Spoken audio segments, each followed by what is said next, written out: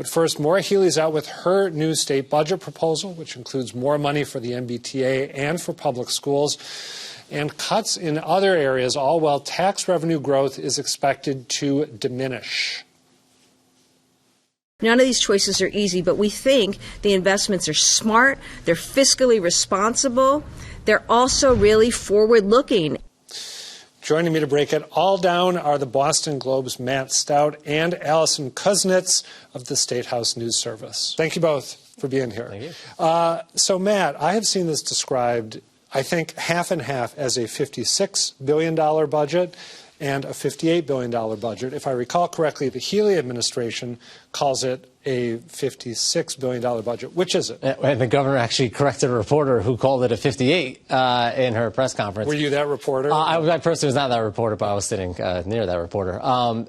So the difference is whether you count in revenue from the Millionaire's tax as well as sort of another trust fund that makes up a $2 billion difference.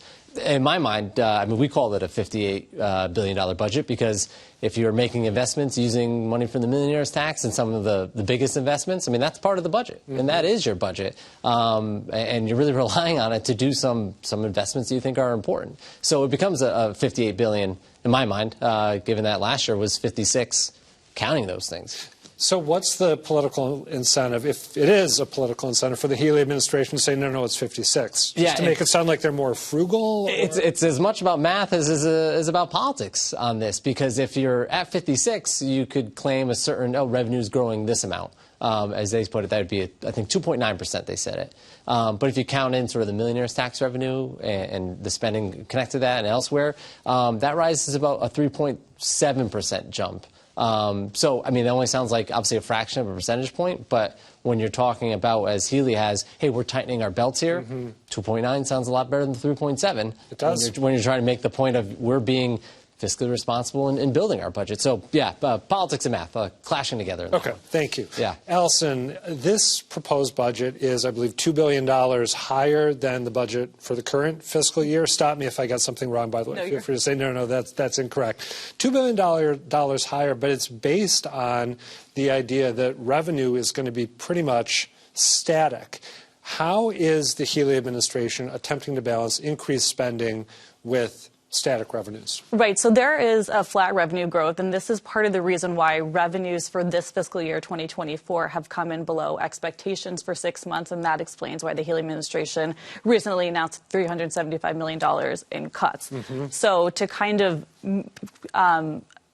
get extra dollars to make this budget, to make sure the Healey administration is able to fund the initiatives it really wants to, it's diving into some other revenue sources that it doesn't typically. So it's taking into, for example, capital gains revenue that would typically go into the stabilization fund. The rainy day fund. Yes, the rainy day fund. So the Healey administration has emphasized they are not dipping into the rainy day fund, but they are taking away a certain amount of capital gains that would typically go into the rainy day fund. They're keeping that into the general fund. That's one way. Harkening back to Matt's point earlier, could also be framed as dipping into the rainy day fund. I mean, if you get the money before it goes in, that's kind of the same as getting it after it goes in and then taking it out. And they're also plugging money from other sources, like for the Student Opportunity Act, they're plugging from that education fund. There's a number of other casino gambling money. They're hoping that by making the lottery go online, that money could also fill a gap. So they're looking at other ways to fund the budget than we typically see.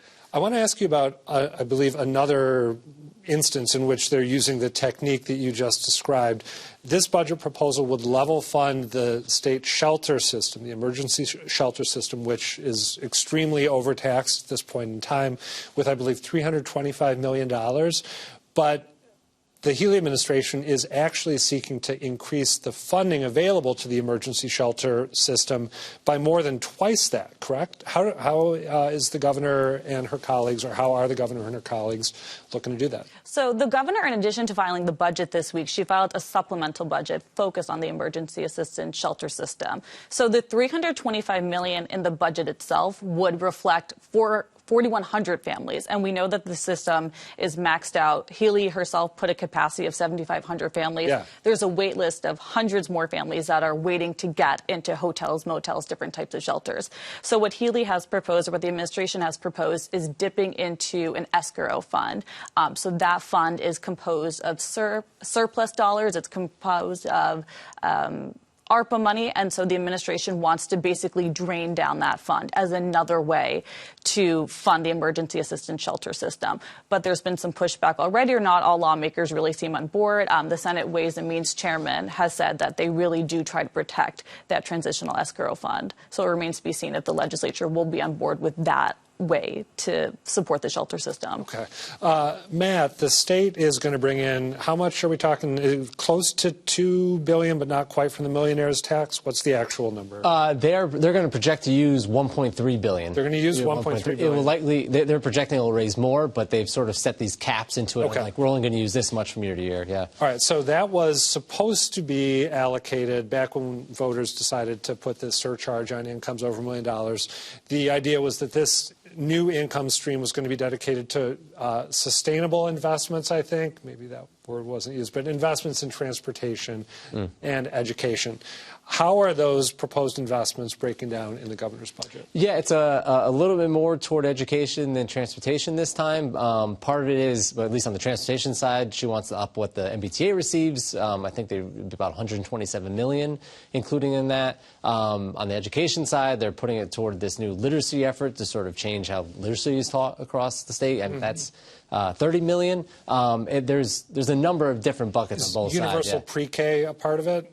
Yes, there's money going toward, at least as they put it, not universal pre-K. They want to put on the state on the path toward universal pre-K. Thank you. That's an important correction. Steps toward that. Really, right now, focus on gateway cities, 26 cities across the state. So it's really kind of spreading the money to different places, and we're seeing different places this year they're trying to fund than they did last year with the millionaires tax. So it's not as they didn't lock themselves into like, hey, we fund this in year one. You're not definitely going to get it the next year from millionaires tax. It sort of changes from year to year. And again, will the legislature do the same? I mean, they'll probably have a different idea.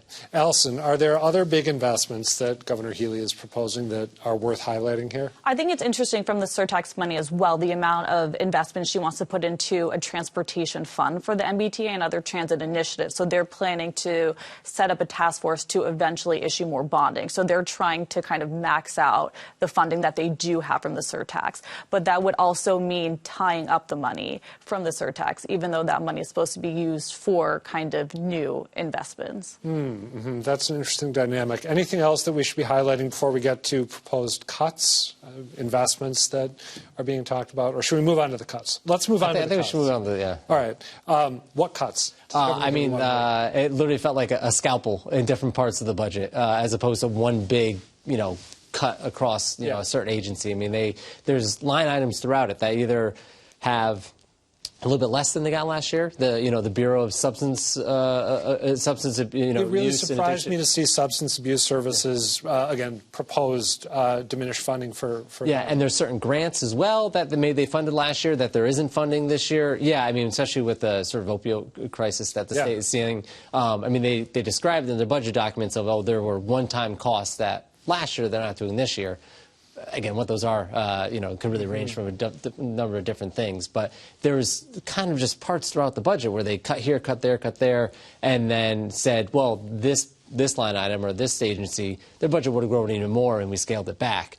So it kind of adds up to so many different ways of framing this stuff. There's a lot of creative accounting to really make it work, because it really takes kind of like, you got to look kind of throughout the budget to try to wrap your head around it. Alison, one of the cuts that struck me as surprising is, if I understand correctly, the Healey administration is looking to reduce funding for MassHealth's personal health care attendant program. So these are the workers who come in if someone is chronically disabled, permanently disabled, come in and help them around the house, cook meals for them. I believe that the Healey administration is looking at tightening eligibility for getting those services, limiting the amount of time that personal health care attendants are allowed to prepare meals for people who get those services.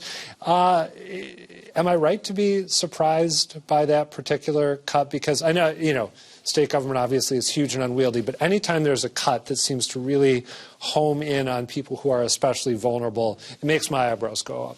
I think that cut reflects that MassHealth is really the biggest bucket in the budget. And you're seeing that the Healey administration right now is also going through the massive redetermination process to figure out people who were on the MassHealth rolls during COVID, they are being removed from the rolls, but it's still a significant expense. So I think the Healey administration there is really trying to see how can they kind of cut out some of those expenses. But you're right, there are a number of budget cuts that affect really vulnerable residents in the Commonwealth. When that happens, I feel like we tend to see something of a hue and cry from advocates. Is that happening in the case of the program I just described or anything else? People coming out saying, this is unconscionable. We just cut taxes in the state. We shouldn't be doing this. Or have we not reached that point of the process yet? I think I've heard it more so far as the budget cuts, the $375 million that was announced earlier. Because, just a couple weeks ago. Yes, yeah. Because those cuts do go to a number of grassroots organizations, community-based programs, some housing initiatives that kind of complement what the Healey administration is doing.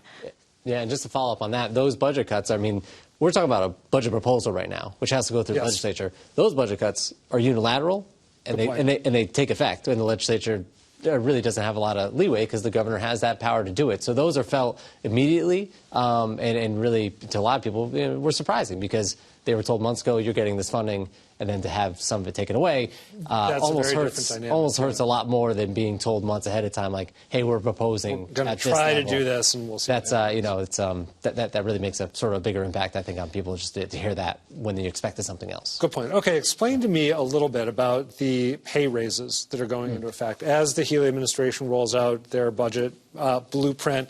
You reported recently that her cabinet secretaries are getting raises amounting to about $15,000, right? Correct. Who's getting these raises? How many people are getting these raises, and why are they getting them right now? So it's her cabinet, which is now you're testing me. I think it's 11 or 12 people that are in her cabinet. Only because I absolutely couldn't have told you. Okay. Yeah, the cabinet has expanded under Healey compared to past governors. So I apologize, I don't know the number off the top of my head, but. So last year, the state negotiated with a range of unions that represent workers, who work for the executive branch, work for the state, a series of raises, which were 2 4% raises that were supposed to take effect first in July and then for this January. But because there was a delay in the legislature passing sort of this big supplemental funding bill last year, that money didn't get signed into law until December. Okay. And then as part of that, the administration, the governor made a decision of these workers are getting a raise, essentially tying them to, we're going to give the same increases to our cabinet secretaries. That wasn't something they had to do. That wasn't part of the collective bargaining agreement. That was a decision they made, which they said it was consistent with how past. I was going to say, they said that's how past administrations have done it. And it varies. For example, Charlie Baker's first term, he didn't give any raises to his secretaries throughout his entire first term until I believe it was December 2018. So he won a second term, and he kind of gave him the first time that they saw any raise in 4 years. These are decisions. Same thing with budgets. They're made up of decisions of what you think is important. In this case, these raises are going, they said that there's money in the current budget to cover them. But also in that current budget, they're cutting from elsewhere. So these are, I think it's fair to, recognize the decisions that are being made about the money, even if, when you're talking about $15,000 for 10, 12 people, the money in itself is not huge money compared to other cuts, but these are still decisions you're making with how you spend taxpayer money. Alison, last question to you, and I ask it in part because some viewers will need a refresher. I always need a refresher. This is just the start of a long and very complex process. What's the timetable for what happens? Right. So the House needs to go forward in April, and then the Senate will come forward with their own proposal, and then that will turn into conference committee, so closed-door discussions as senators and representatives of the lead negotiators hash out the details. And we know that the budget is really supposed to be due by July 1 or finish around that time frame, but it typically never really is. So it'll be kind of stretching into the summer to see how this all plays out. But again, the governor had her budget, and she also had her supplemental budget agreement. So it'll be interesting how those pan out. The governor had also noted in her budget that the budget is complemented by some other proposals she's filed recently, including that other bill, the Municipality Empowerment Act, to raise local taxes for meals, lodging, other items like that. So there's going to be a lot of negotiations on Beacon Hill coming out of everything that's happened this week. All right, Alison, Kuznitz, Matt Stout, thank you both for breaking this down. Appreciate it. Thank you.